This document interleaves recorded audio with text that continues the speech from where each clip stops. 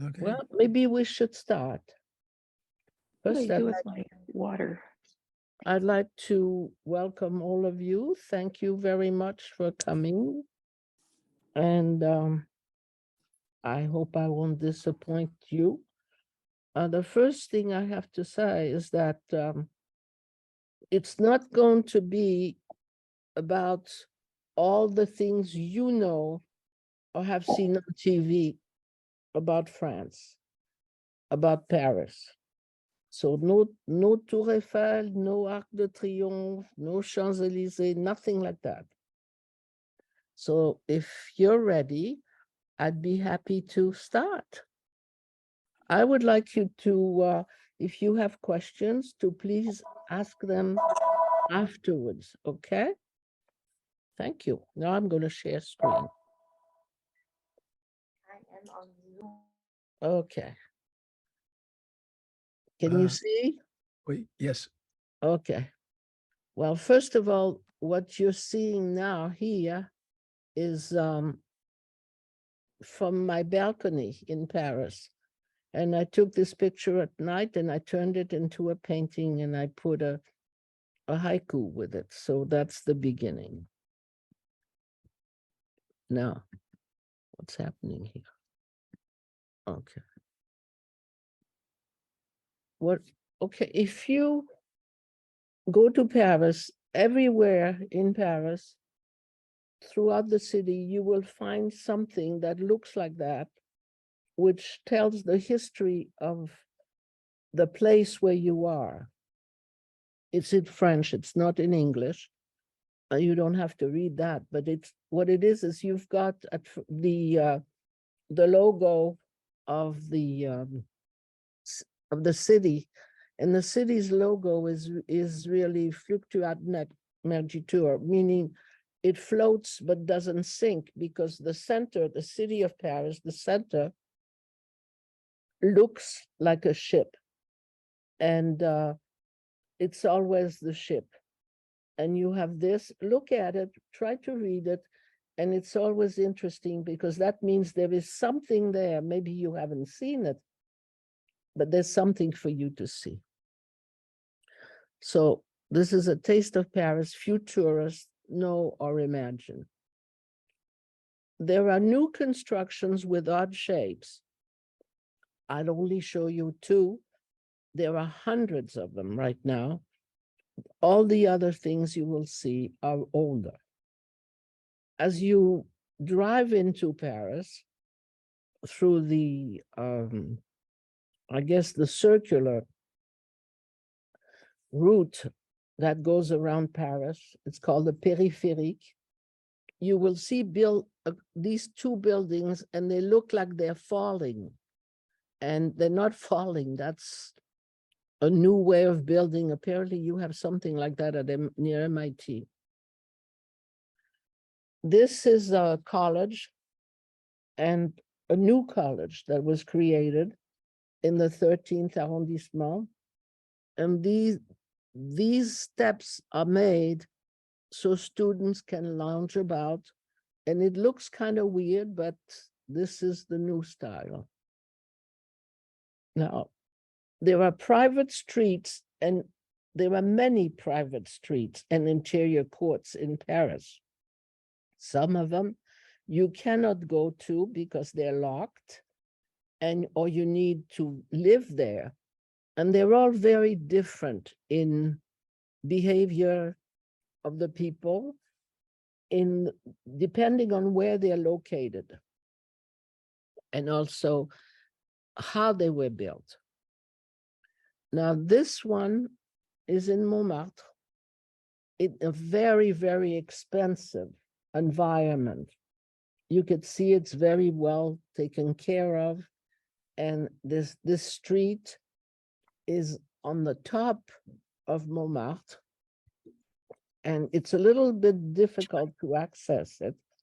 And you really need to know the people and be invited to get in there. This one is hidden. However, you don't have to get an invitation to get there. Now, if you notice, the buildings are all a little different. Some of them date back to the 17th century. Some of them date back to the 19th century. They all have different structures, but you may have noticed it's an expensive place, but they have very little space. And you noticed here, you could see cars parked, you could see garbage cans. So it's not as well kept as the first one you saw. I brought this up, it's part of that street. And if you see this street, this house with the yellow stucco and the wood, it was built at a time when they were building houses in Normandy. It's a British house originally. That's the bottom of that street, and it leads to what you see at the very bottom, a lot of trees. It's a park. There is a park. Paris is really a green city. It has many, many parks, which could be the subject of another talk. Now, Paris not only is green in many ways, but between buildings, courtyards always have, in nice areas, they always have flowers that are flowering even in the winter, and with very nice trees, and they're very well kept.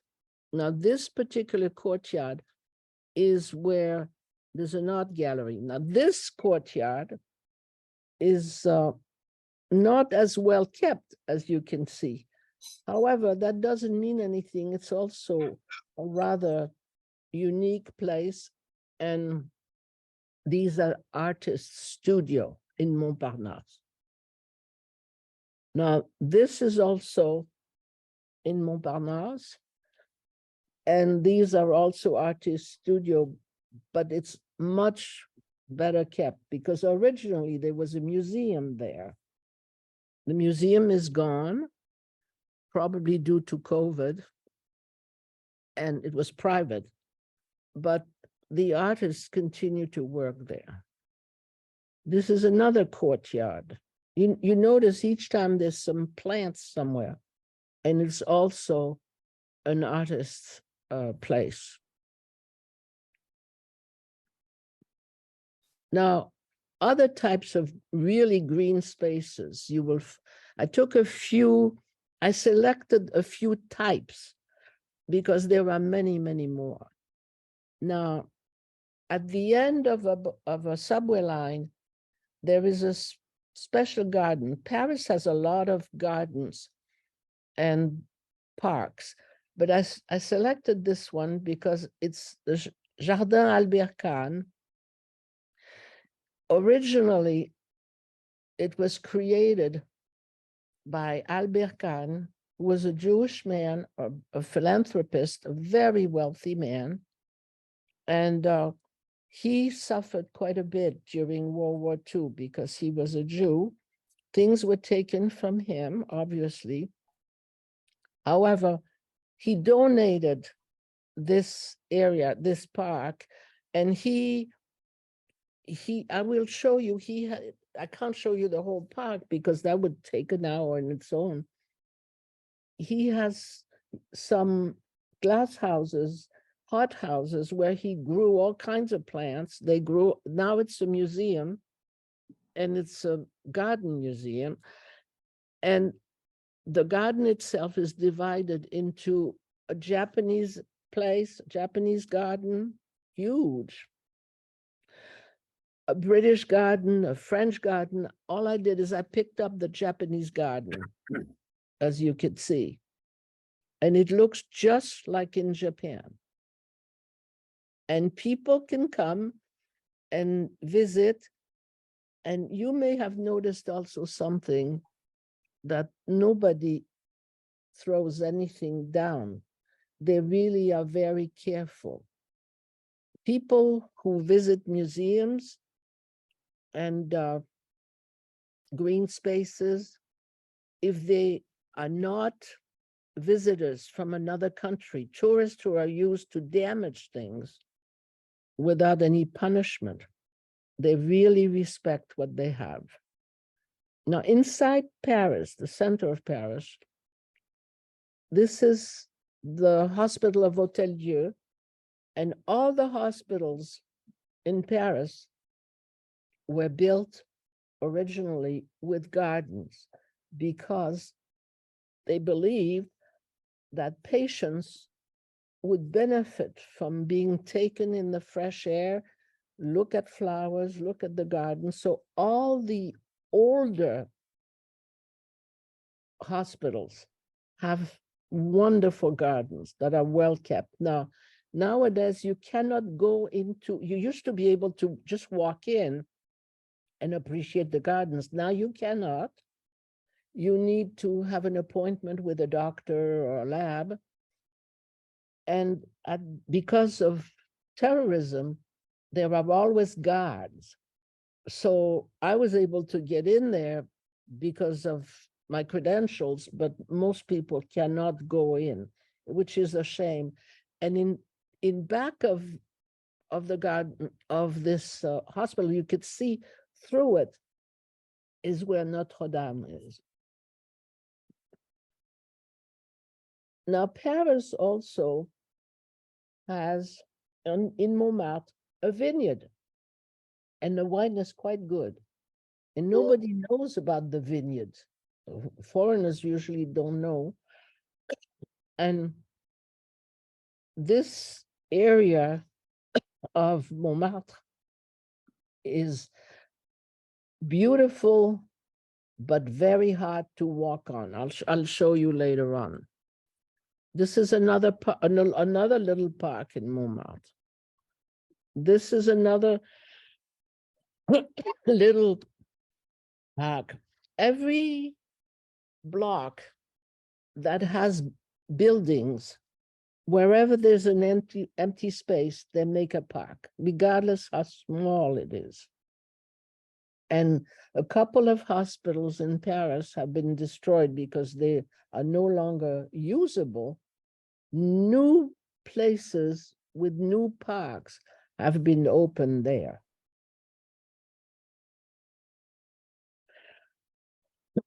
Excuse me.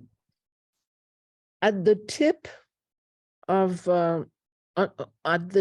in France, in anywhere you could put a garden, they put it. Now, on the left of this picture is the Louvre, and on the middle of the picture is a little park that is under the bridge of Pont Neuf. Pont Neuf happens to be the oldest bridge in Paris. Why they call it the new bridge, because it was the newest bridge when it was built, and it was built in stone, yes. Which is really, so it's still called Pont Neuf, even though it's the oldest bridge in Paris. Now, under that bridge, there is a lovely park, and again, only the people who live in Paris know about it. And you could see a lot of things in there. You can see here, the sapeur-pompier means the fire department. They're the water brigades for the fire department, and also if somebody is drowning and so forth. So they have their whole organization in the Seine itself. Now, it is important to know that the fire department in France is part of the military. This is another area that is used often by the French. But usually tourists don't go there either. This is the garden of Paris Mosque. Now, the Paris Mosque in itself is a wonderful place, and they have a wonderful restaurant, but their garden is a place where you could go when the weather is too hot, and all those green spaces were really appreciated by the Parisians during the last summer when it was terribly, terribly hot. Now, in Paris, there are covered galleries. They were created in two ways. Either glass was put over small streets between two buildings, or a building was broken into two parts and a gallery was created. Now, the galleries some of them have buildings that date back to the 17th century, but they were falling apart, they were recreated. So I showed you in Paris, I believe originally there were 150 galleries. And nowadays, they don't have as many, but quite a few. I only selected two, the most famous one. So the Galerie Colbert has been rebuilt because it was partially falling apart.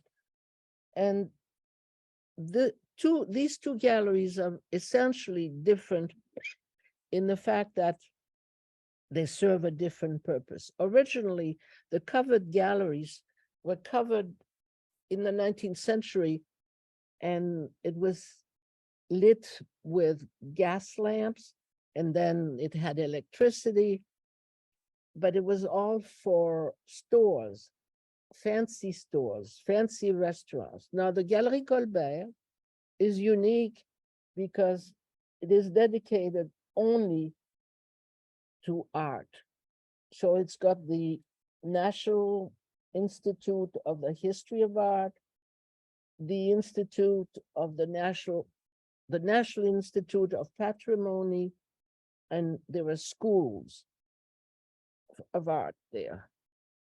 Now, you may have noticed that there's a glass dome on top, if you can't see, but the public is free to go to those galleries, and you could stop off any place, but you cannot go inside the art studios or the art school unless you are a student. In the middle, there's a statue, and that statue replaces a huge lamp that used to be there, but it broke down and was built in the 19th century. And this is from the 19th century. It's Eurydice dying from being stung by a snake. Now, you may notice that the pillars and the style of the gallery, the style of the dome, is really 19th century, although some parts of the buildings are much younger. Now, if you look at the gallery as it is, at the end of which you could see the dome at the very end, but the designs are specific to the style of that time. And they spend a lot of money making sure that it's all clean. But if you look, nobody has dropped any paper. Now, if you go into places like the Tuileries, where the tourists go, there's papers that have to be picked up. It's really an interesting facet of what tourism does to buildings and monuments. This is from closer, and it's pretty clean, as you could see. Now, this is a restaurant called Le Grand Colbert.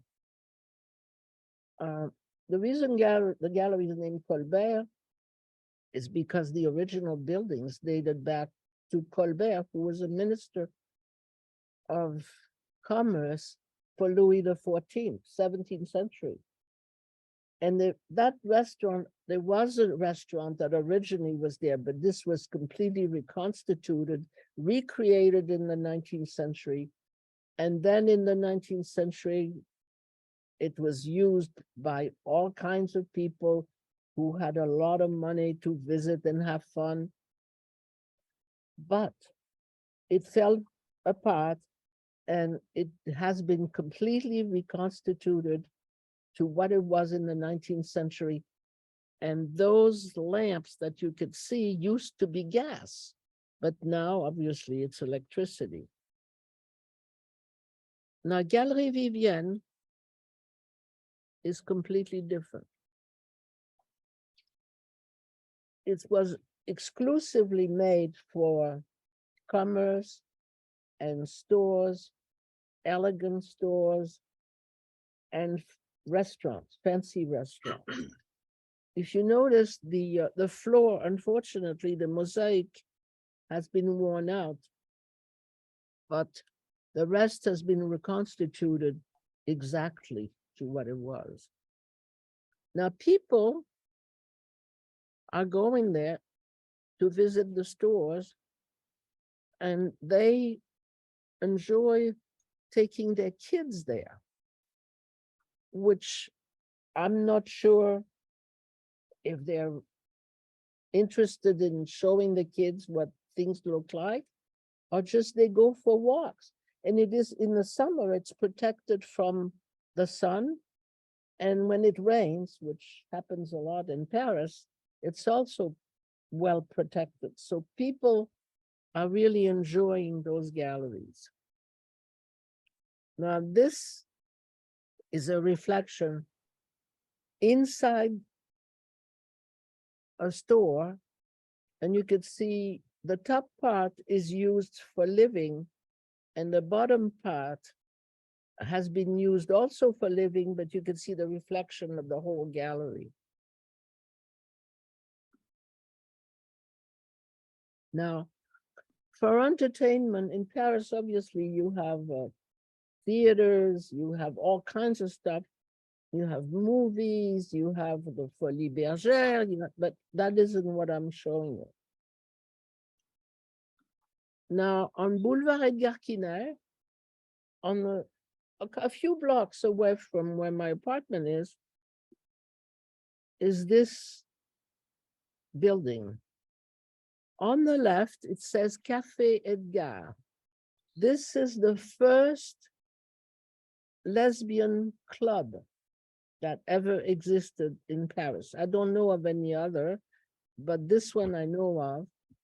And that was opened, I believe, also in the 19th century. Originally, it took the whole front. The whole building was part of it.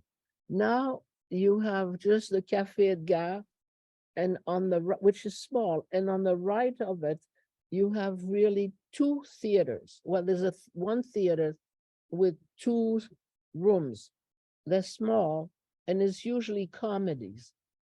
And you may have noticed that the building is all cleaned up. This whole area is being remade for the 2024 Olympic Games. Everything is going to be ship-shape. Now, this is also an old 19th century nightclub. It's called the Lapin Agile, and it is in Montmartre.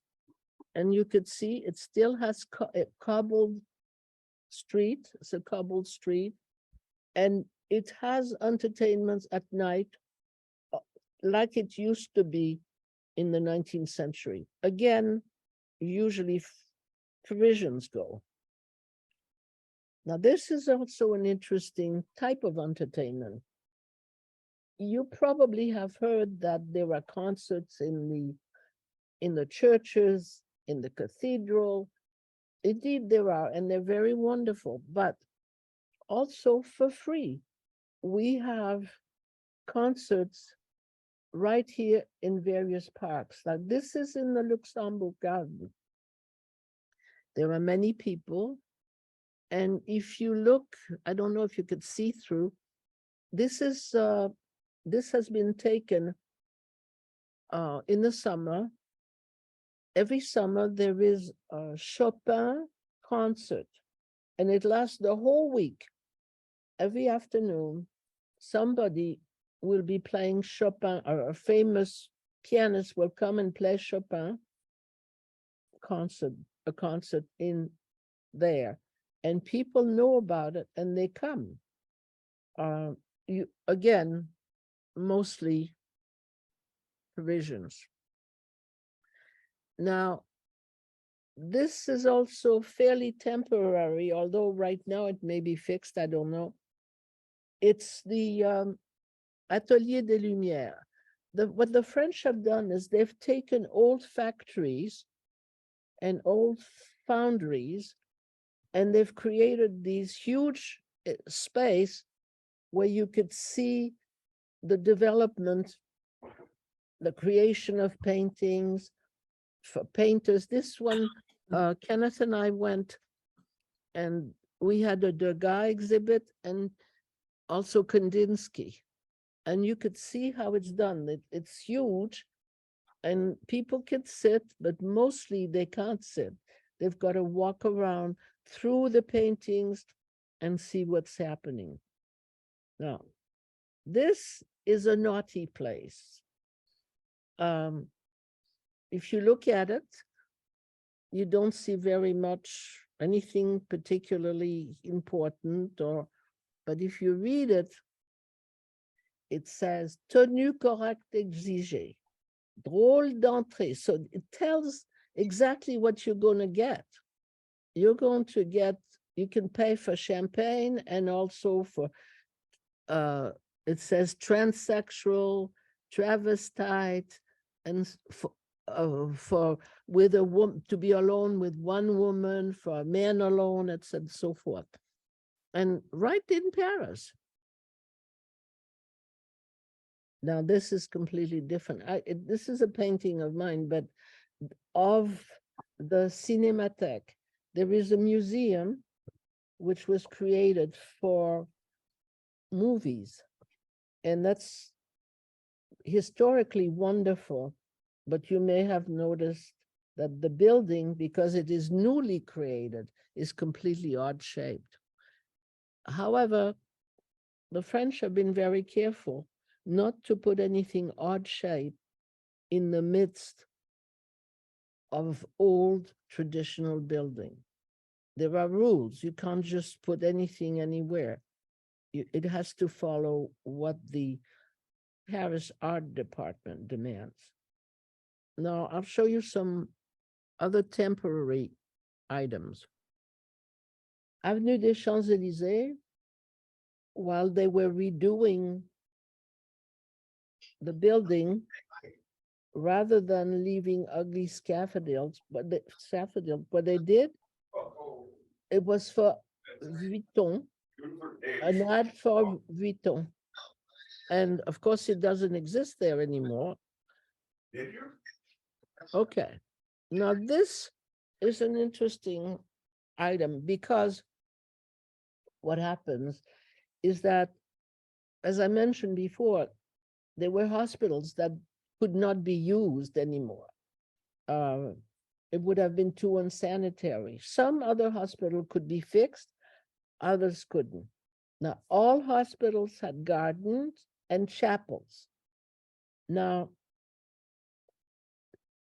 while they were waiting to fix the buildings, the city of Paris allowed it to be used by groups, by organization.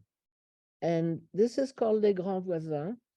And this particular hospital had enough space, so they opened some spaces where artists came and made some designs, graffiti, if you want, or painting.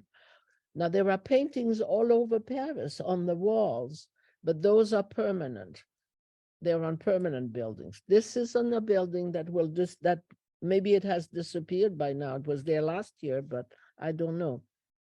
And art is allowed to be created there. Um, Also, in addition, you will, wait a minute.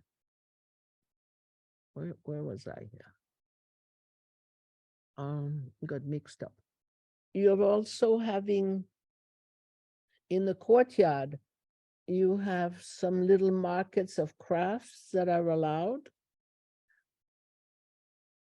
covering some of the glass panes where buildings are being refinished. You have some artwork. Let's see. And in that place that we saw where the hospital was, they have open cafe. So you have little stalls of bakeries where you can buy things. They have put photographs, but it's a poor area. So they have left all the garbage. But notice, garbage cans, notice no paper on the ground. Yeah. Let's see. Did I show? Yeah, I showed that. Oh, okay. Another temporary thing is that in Paris, in the summer, I don't remember exactly when it starts, but it ends at the end of August. It begins when the kids are going to have school. Now, because not everybody can go on vacation somewhere, they have created Paris Plage, which means the whole side of the river Seine, of where they used to be streets. There's literally sand, and it's not the seashore, but it's a shore, and they have games, they have entertainment, and people go for walks there. They have a good time. Now, in the subway, there are panels that keep changing where artists can do designs. And it's interesting because I don't know if you've been in the Paris subway, some of the subways have very long corridors. So for people to be entertained and seeing art. Okay. Let's see. Now, real graffiti are an interesting situation in Paris. Now, this is a graffiti that has been put up near the Seine. It will never be removed. It's understood it will stay there because it's a beautiful design. However, if you look at this, inside the wall, there's an empty lot, which is going to be rebuilt. So they have allowed any artist to come in and draw and paint whatever they please. Now, this will be removed. On the other hand, along the Canal Saint-Martin, Paris has the River Seine, and it's got canals also. Some people have put up graffiti, and there are discussions, obviously, to remove the graffiti. And the only ones really that would be removed, I think, are going to be the ones that are rude. Now, in provision for the Olympics, I know there's going to be a lot of police, so I thought I'd give you a couple of shots. This is the type of mounted police that we see rarely. They're leisurely walking around in the crowds, just in case. there are policemen who are on rollerblades and that are all over the city on rollerblades. These are on horses, and they assure some kind of peace, but mostly they're peaceful. Now, I'm going to show you something. This is a demonstration. The French have a lot of those. This is a peaceful one. And if you look at the white blouses, they're hospital personnel that are complaining about the fact that they're not being paid enough. And I think those, if I remember correctly, are they're all interns, because the interns don't get paid very much. I don't know about that. They weren't paid during my time, but now it's even worse. Now, during a riot, from my balcony, that's what I see. And these are soldiers, and take a look. They can move around with these on wheels, and some of them have riot gear, and they are ready. And it's not very funny. Okay. Now I go back to Montmartre, and in Montmartre, there were many. Originally, Montmartre was where all the artists would be. Eventually, they moved from Montmartre to Montparnasse. But on the left, where the glass panes are, that's where Picasso used to be and his friends, and it's called Le Bateau Lavoir, and they kept it. They didn't do anything. It's still, now it's some kind of a museum. To give you an idea of what some of the streets look like, I took this picture through a window of a restaurant, and you really have a tough time going up there. Now, this street is from the top. There are many streets from the top in Montmartre. No stairs. And to go down, it's straight, not like in San Francisco when it goes and makes loops. This is perfectly straight. And it's a very, very busy area. Now this area is occupied mostly by Africans and North Africans. In Montmartre, you also have a little museum. If you ever have the opportunity, I would suggest you go. What is interesting about it is it tells you the history of Montmartre, but mostly you would see the type of furniture that the average people who live there use.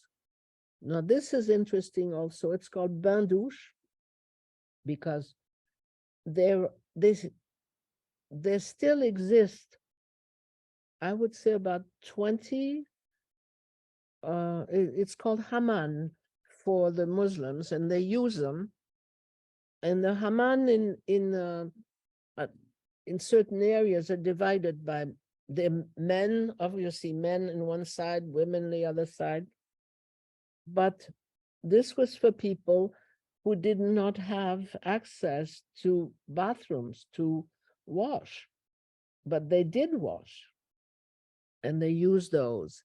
And usually in the buildings where they lived in Montmartre, and I think they still exist, there is one toilet for the whole floor.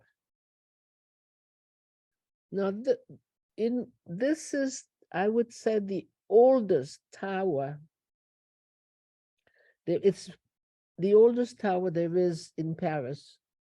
And why they kept it, I am not quite sure, but you may have noticed that other buildings have been added to it, and nobody's going to destroy that.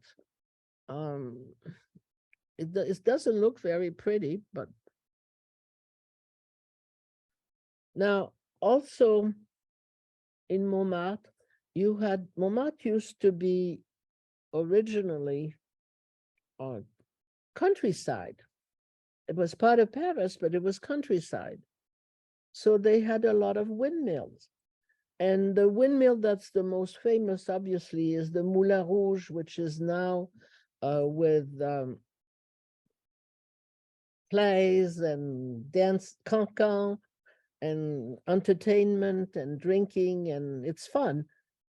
This one is less known. It's a Moulin La Galette, but it also is a place of entertainment now.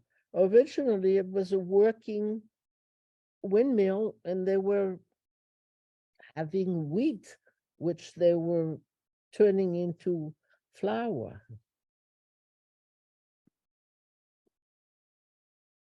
I put this up because it's one of I think it's the only building in Montmartre where a painting was made. And it's very subdued and it will stay there. But there are other paintings all over Paris, which are much better known by much better artists, which will stay there.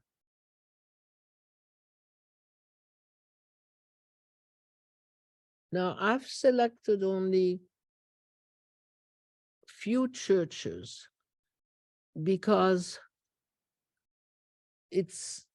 everybody sees, well, Notre Dame is being rebuilt, but I wanted to show you churches that few people knew about. Saint-Julien-le-Pauvre is a church that was started in the 9th century. It was destroyed by the Huns. And eventually, you could see Notre Dame. It's on the other side of the little bridge. And if you look at this church, at this part of the church, the pillar in front of you dates back to the 11th century, but they left it like that on purpose.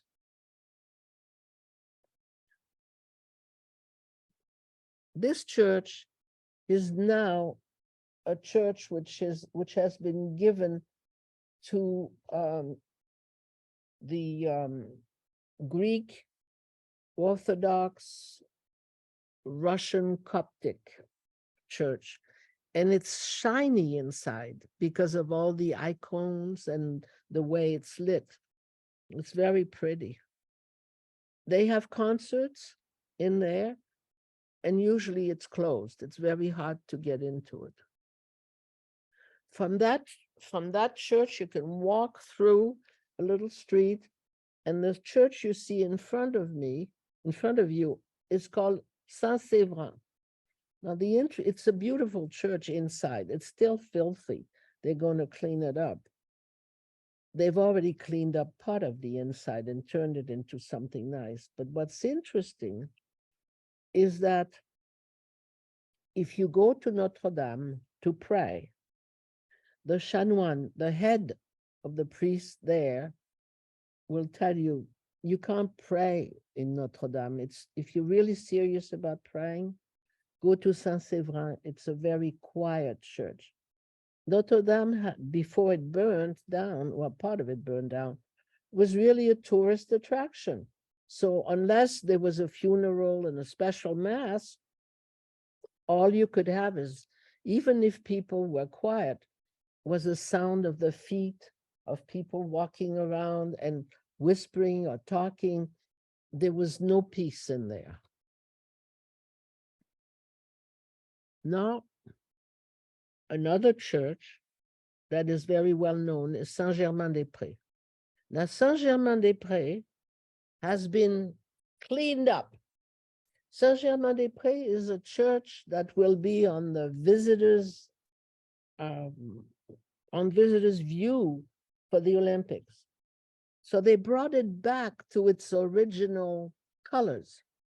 Now, it reminds me a lot of what happened when the Sistine Chapel was redone. Everybody said, oh my God, it looks so gaudy. Well, that's how it was. In the same manner, that's exactly how the colors were, how the gold was, how everything, and the blue is sharp. It's beautiful. I like it, but it's a little bit distressing when I knew how it looked like before. And this is the choir. This is the altar. And you could see how very, very bright the colors are. Now, every church in Paris has a little garden around it. Every single church has a garden. Notre Dame had a beautiful garden.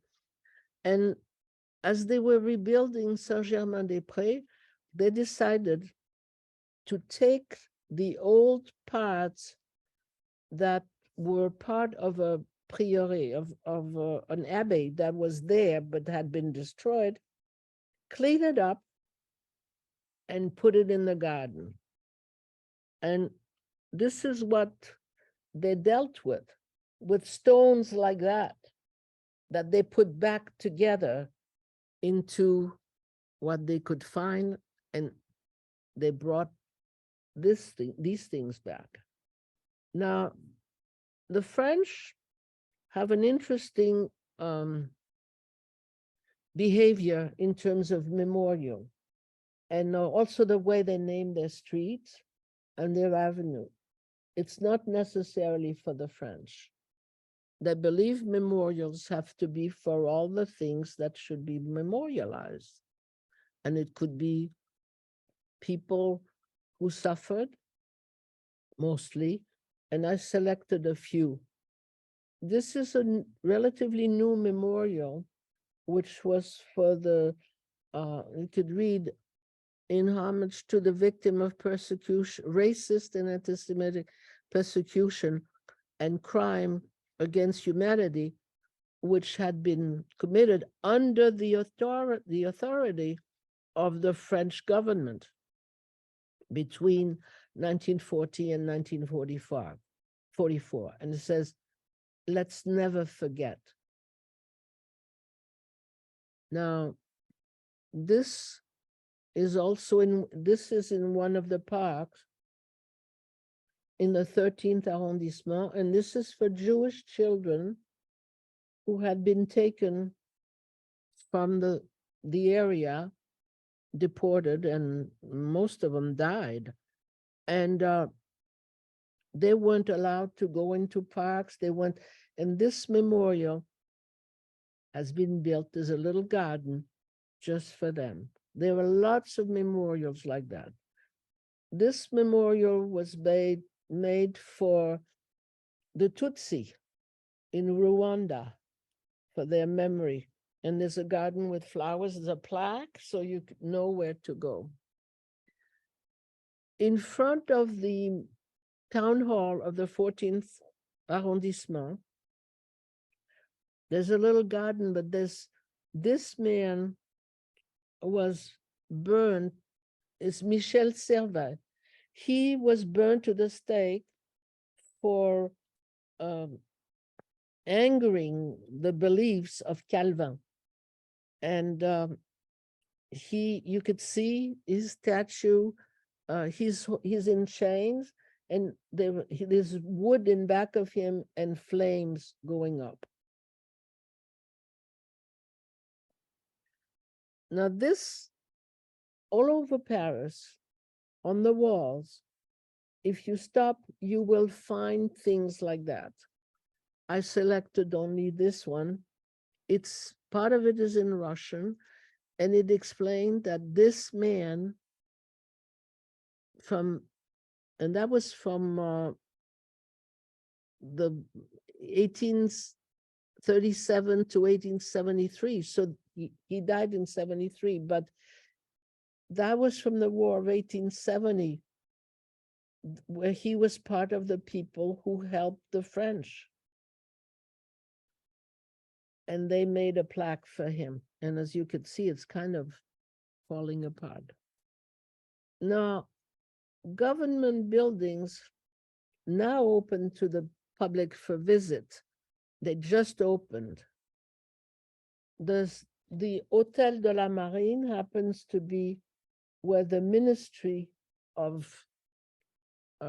Marine was. Navy. We don't have, it's the Ministry of Navy, and it's a very old building.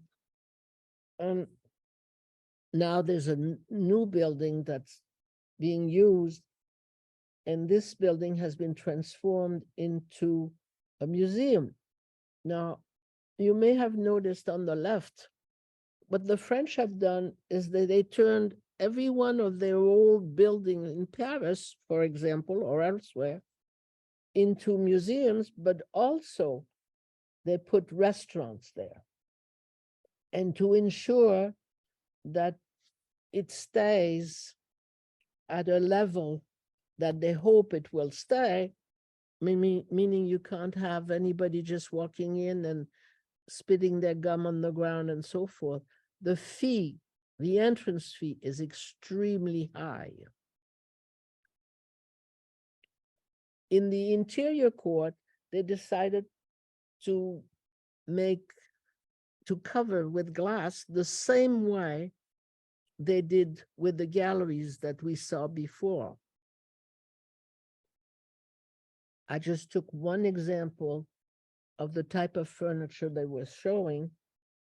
And also, I wanted you to notice the parquet.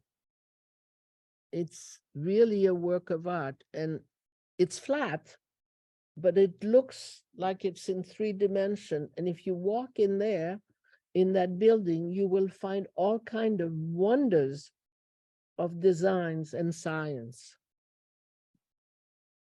The other one I mentioned is called Hôtel de la Monnaie. That's where they print. They don't, well, that's where they print, they don't print the money there, they print coins. They make coins there. And they usually make coins for special organization or special times.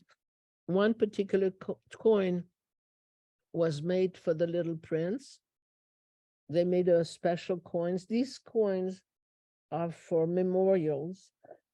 And there's a store there where you can buy all kinds of very beautiful coins that you can't use them for business.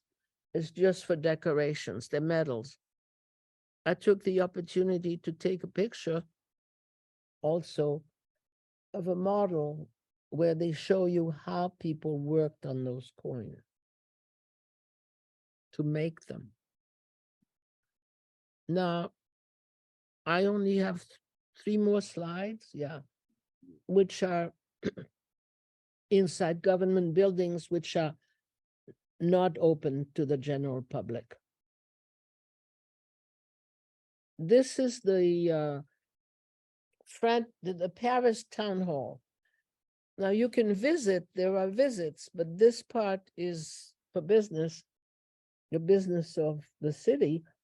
So you can't, I was there because I met a friend there, and you can't visit this part. And if you noticed how beautifully kept it is, and it has all stained glass and marble floors, different marbles, and the chairs and the furniture is kept in perfect condition. Now, this is a place where nobody goes. Well, I shouldn't say nobody. This is part of the Institut, which is part of the ex-Royal Academy, which was started with Richelieu. And we're talking a long time ago. He started the various French academy, including the Academy of Lettres and Science. And this is the original library. So nowadays, you could, a lot of these books that you see up on the shelves are original books of that time until now. They're for research, and you need a special permit to go there to study. And of course, now they do have computers there. It's a painting, by the way, that I made.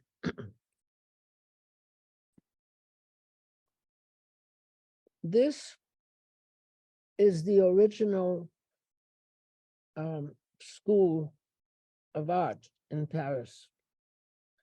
And again, you cannot go in there unless you were allowed there. I was allowed because of who I am, but that doesn't mean anybody can go. And the students also who attend are exposed to all kinds of research of the old ways, but they're also educated in modern methods.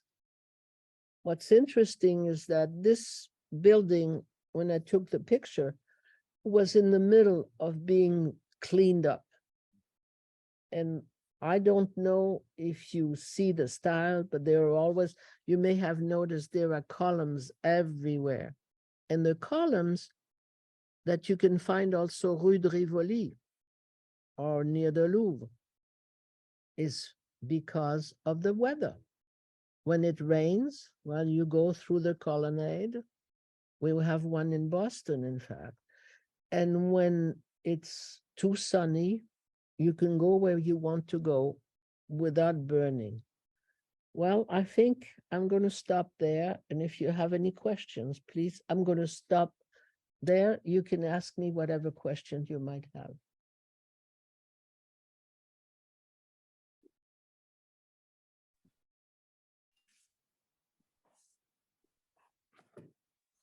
Any question?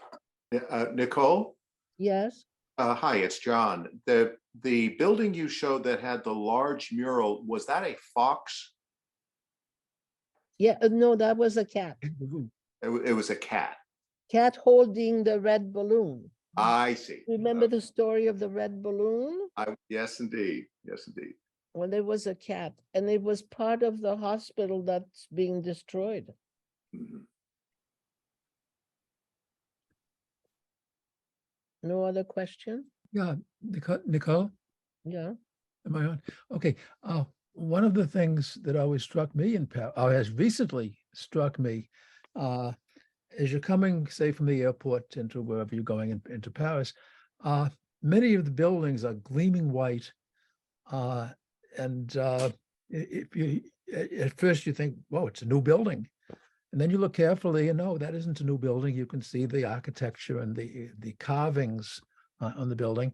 And that's because there is not a tradition, a law that the city has the right to come to the owners of a building and say, hey, this is too grimy. You have whatever it is, 3 years to wash this building and have it sparkling new. And if you don't, the city will come in and wash it and send the owner of the building. Well, actually, it's not bill. quite like that. Or something like that. But you have to clean Yeah. the apartment building where my apartment is had to go through that. I think it has to go through the process. Every single building in Paris, especially now before the Olympics, is going to have to be completely cleaned up. Yeah. And they are being cleaned up. Now it's hard to clean up because you may have noticed that the stones have a yellow tinge. And they have a yellow tinge because it's made of calcium, calcaire, calcium. And that's the color of the stone. So when they cleaned up Notre Dame, it was really slightly yellow. And now that it had the fire, they cleaned it again, but it's white. It looks white because there's some black deposited in the nooks and crannies. And that black is actually carbon from the burns. And some of it is lead, actually, also.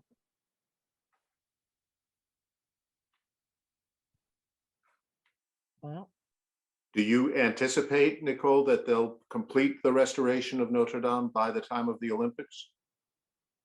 they say they will, and I think they will because I don't know, but I think they will. They've been going at it rather fast.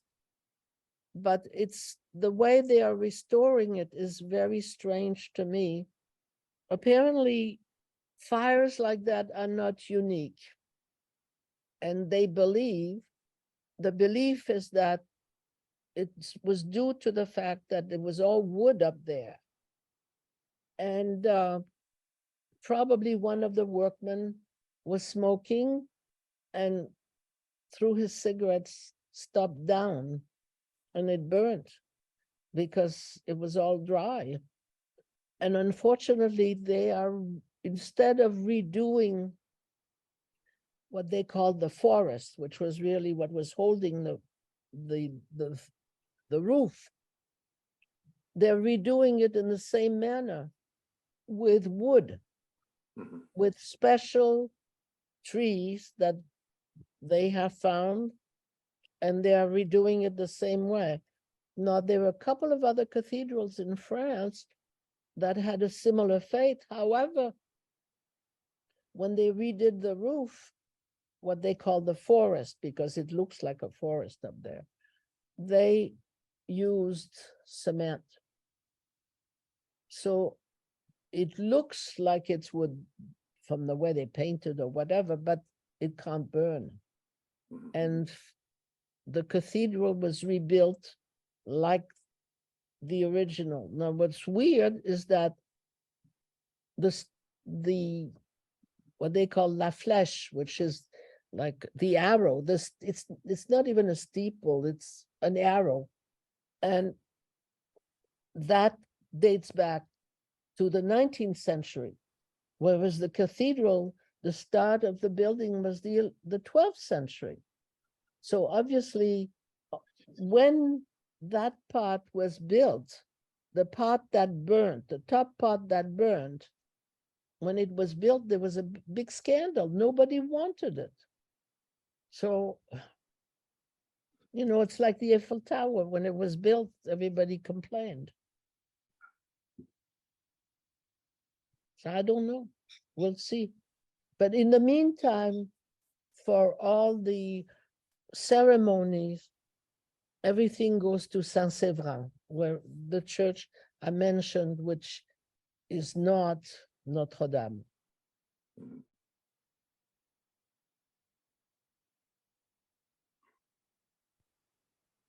Well, if there are no other questions, Nicole, if there are no other questions, I just want to remind people, this is Miriam Baker. Just want to remind people of our upcoming program in April 13th, when we'll have Nancy Baker talking about art. And the title of her program is "You Are What You Eat, How Painting of Food Reveals a Culture." And you can use the same Zoom link that you used for today, but we'll also be sending out a reminder. So I just want to thank everybody for coming. yes, thank you. And I'd like to point out that I only showed you a little of each group of items because that's all I can do in an hour. But there's a lot to see in Paris still. In each of you can find over 120 covered streets. You could find places that look like the countryside also. So good luck. I hope you visit Paris and enjoy it one time. Thanks, Nicole. Thank Thanks a you, lot. Nicole. Thank you, Nicole. Thank you. Bye-bye. See ya. Bye. Bye-bye. Thanks.